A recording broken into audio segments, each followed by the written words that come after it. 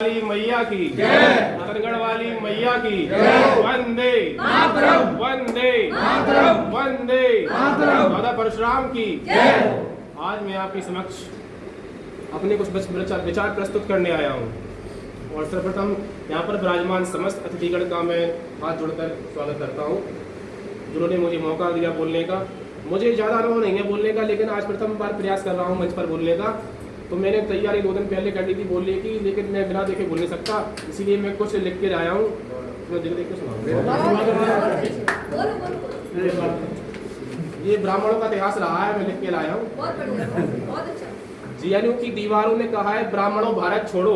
अब 2 ही रास्ते थे, या तो सिर्फ रो की हरकतें समझकर इसे नजरअंदाज कर दिया जाए, जैसे परसों तक हमने कश्मीर में किया, या फिर आवाज उठाएं। नजरअंदाज कर दिया तो दिल्ली को कश्मीर बनने में ज्यादा दिन नहीं लगेंगे, और अगर आवाज उठाई तो ये मीडिया वाले कहेंगे कि द्विवेदी जी जातिवाद फैला रहे हैं।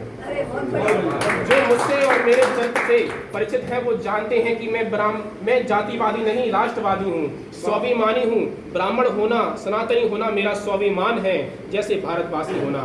आज मेरे स्वाभिमान को फिर चुनौती दी गई है।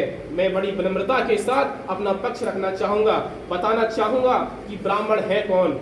ये नवजागरण का युग है, दुनिया बदलती है, पुराने रीति रिवाज समाप्त हो रहे हैं। टेक्स्ट बुक में बाबरों और शाहजहां के पन्ने पढ़ाए जा रहे हैं, तो ब्राह्मण कुल को भी अपने हिस्से का न्याय मिलना चाहिए। तो ब्राह्मणों के त्याग की सच्ची कहानियां सुनाऊंगा, जो विदेशी आक्रांताओं ने ब्राह्मणों पर आरोप लगाए हैं, उससे मैं आपको आज भली भांति परिचित कराने आया हूँ। सबसे पहला आरोप लगाया है, लोग कहते हैं कि ब्राह्मण लालची होते हैं। उन्होंने कहा है कि ब्राह्मण यानी वो लालची व्यक्ति जो फटे पुराने चिथड़े पहने हुए कपड़े गांव की गलियों में घूमता है और कर्म का दक्षिणा के नाम पर लोगों से पैसा ऐंठता है। ये बार बार कहा गया कि ब्राह्मण का इतिहास लोभ लालच से भरा हुआ है। चलिए पहले इतिहास की बात कर लेते हैं।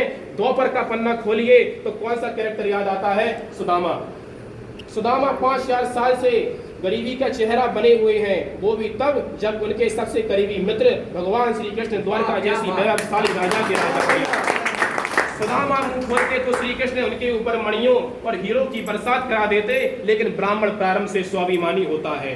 उन्होंने श्री कृष्ण से कुछ मांगा नहीं, उन्हें मोती मणि नहीं, भगवान के चरण चाहिए थे। वो कहा गया है कि मेरे ही हरि के पद पंकज 12,000 ले दे की परीक्षा, औरन को धन चाहिए बाबरी, ब्राह्मण को केवल धन इच्छा। क्या बात, बहुत बढ़िया। दूसरा आरोप कहा गया कि ब्राह्मण के इतिहास में कोई योगदान नहीं है। कुछ लोग हैं जिन्हें भारतवर्ष में कुछ अच्छा दिखाई नहीं देता है, लेकिन मैं और आप खुले मन से स्वीकार करते हैं कि भारत जैसी गौरवशाली संस्कृति दुनिया में और कहीं नहीं है। सवाल यह है कि जो बच गया वो बचाया किसने? ब्राह्मणों ने। वेद, पुराण, उपनिषद, रामायण, महाभारत, गीता, ऐसे ऐसे अनमोल सनातन ग्रंथ, ब्राह्मणों का इतिहास में कोई योगदान नहीं है। अच्छा, भारत की स्वतंत्रता के लिए पहला बलिदान किसने दिया? वीर मंगल पांडे, जो ब्राह्मण थे। और मैं से दुनिया का लुटेरा सिकंदर, जिसके विरुद्ध पहला विद्रोह किसने किया? ब्राह्मण। अखंड भारत का पहला सपना किसने देखा? एक ब्राह्मण, जो चाणक्य थे। वह तक्षशिला विश्वविद्यालय में एक प्रोफेसर थे। चाणक्य थोड़े दिन में डीन या वाइस चांसलर बन जाते। उन्हें क्या पड़ी थी कि हजारों टुकड़ों में बटे राष्ट्र को समेटने की। गणानंद ने कहा था कि तू एक छोटा सा पद ले ले और मेरे दरबार में चैन की बांसुरी बजा। उन्होंने बांसुरी नहीं, पूरा बिगुल बजा दिया। क्या बात। तीसरा आरोप यह है, तीसरी बात यह है कि लोगों ने कहा है कि ब्राह्मण सत्ता के लोभी होते हैं। राजा दशरथ की मृत्यु के बाद राम लक्ष्मण दोनों वन में थे और भरत शत्रुघ्न निहाल में। अयोध्या की सारी जिम्मेदारी महर्षि वशिष्ठ के हाथ में थी। यह समझ लीजिए कि पावर ऑफ अटर्नी वशिष्ठ के पास थी। एक झटके में अयोध्या का राज भड़क सकते थे। सच यह है कि ब्राह्मण ने सत्ता का लालच कभी किया ही नहीं है। हमारी प्राथमिकता सदैव महान सम्राट बनाने की रही है, स्वयं सम्राट बनने की नहीं।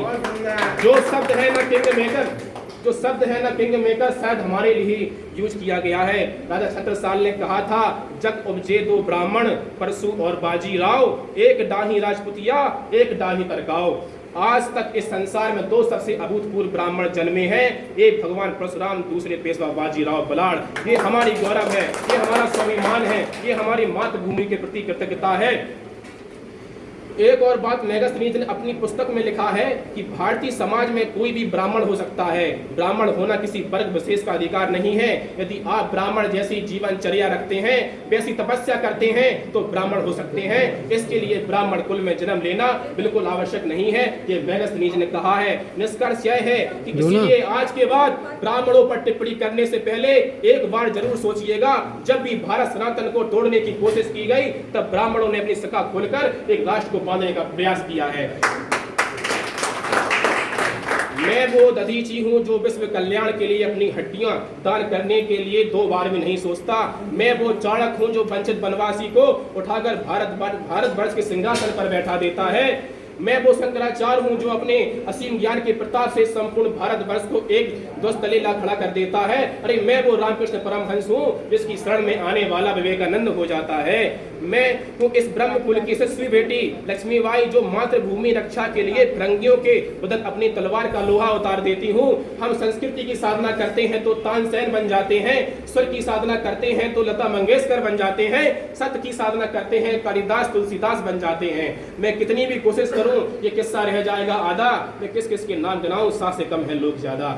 इसीलिए ब्राह्मण भारत वर्ष का मस्तक है, यह मस्तक कभी झुकना नहीं चाहिए। आप सभी ने मेरी बात को बड़ी विनम्रता पूर्वक धैर्यपूर्वक सुना, इसके लिए मैं आपका बहुत बहुत आभार करना चाहूंगा। जय परशुराम।